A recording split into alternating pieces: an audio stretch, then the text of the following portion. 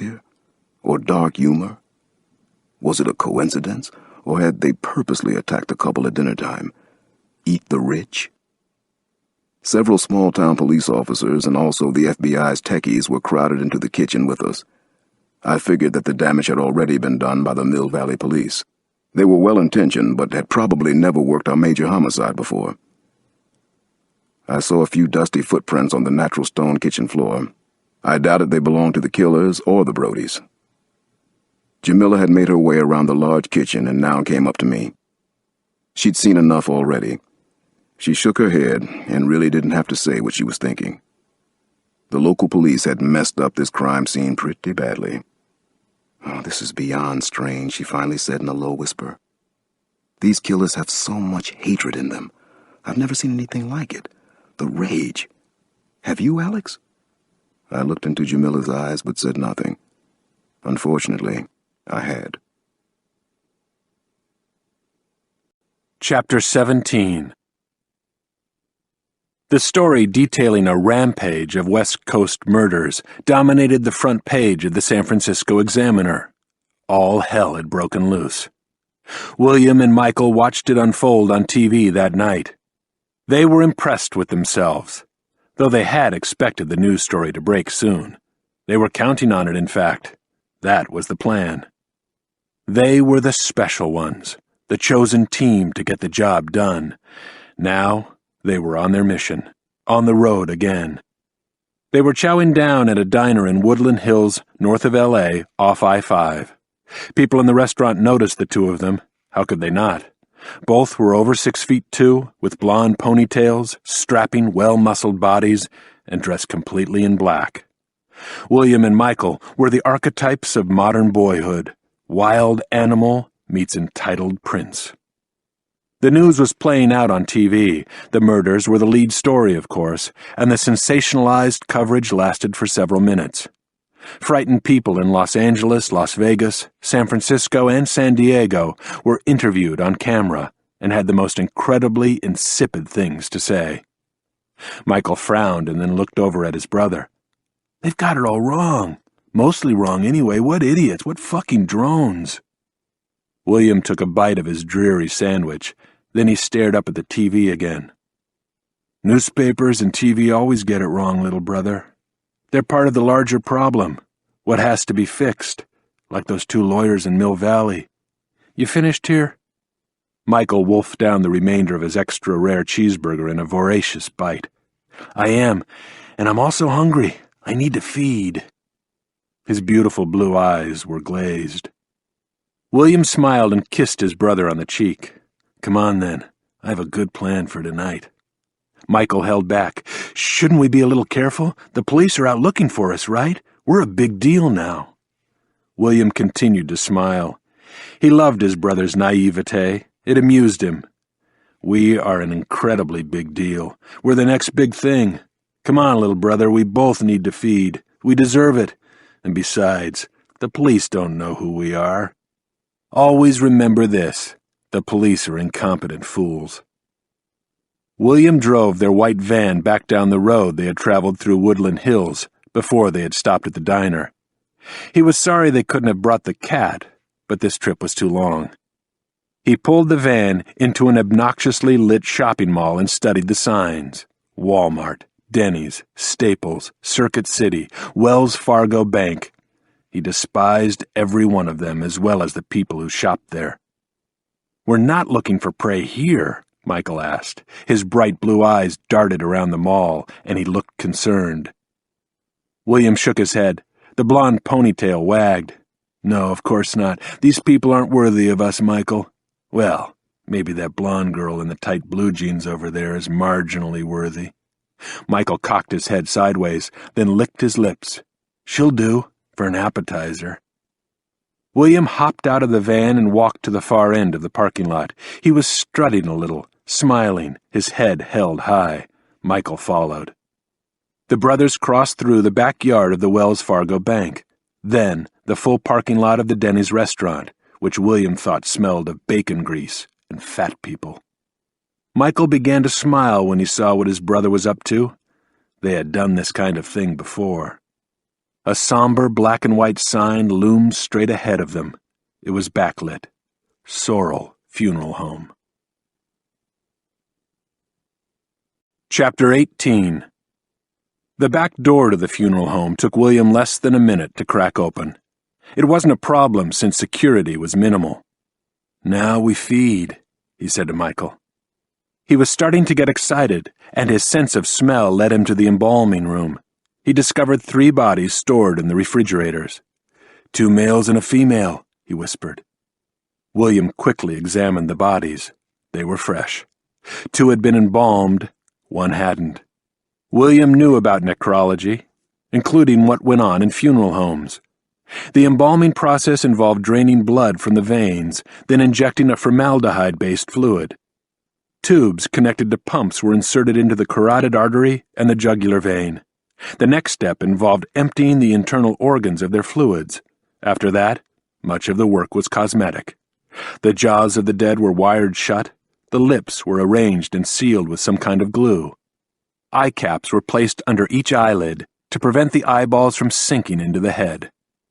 William pointed to a centrifuge, which was used to drain bodies of blood and other fluids. He laughed. "We won't be needing that tonight." All his senses were heightened. He felt larger than life. His night vision was excellent. Nothing more than the illumination from a table lamp would be needed. He opened a refrigerator and took the unembalmed body in his arms.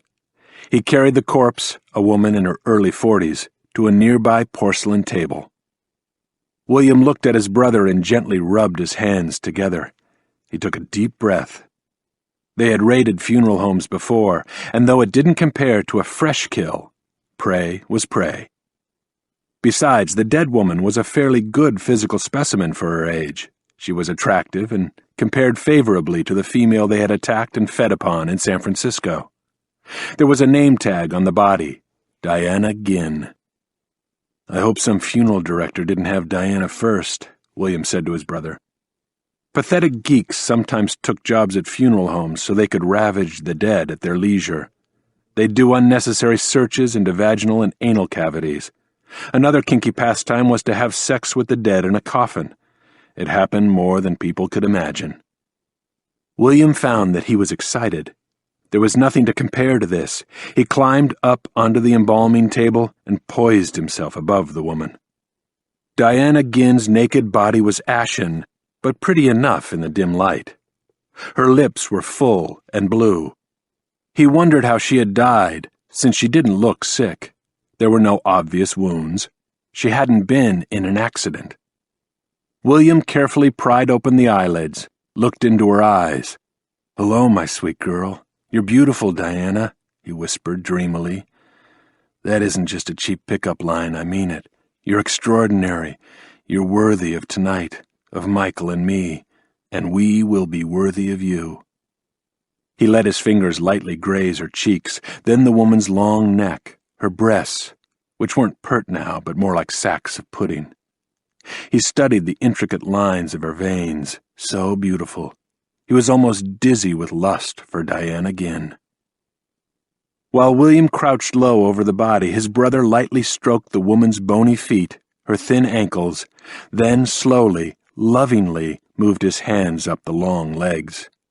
He was moaning softly, as if he were trying to waken her from the deepest sleep. "We love you," Michael whispered. "We know you can hear us. You're still here in your body, aren't you? We know, Diana. We know exactly how you feel. We're the undead." Chapter 19. I continued to be impressed with the tremendous discipline and hard work of Jamila Hughes. What drove her? Something buried in her past? Something more obvious in the present? The fact that she was one of 2 female homicide inspectors in the San Francisco Police Department? Maybe all of the above? Jamila had already told me that she hadn't taken a day of comp time in almost 2 years.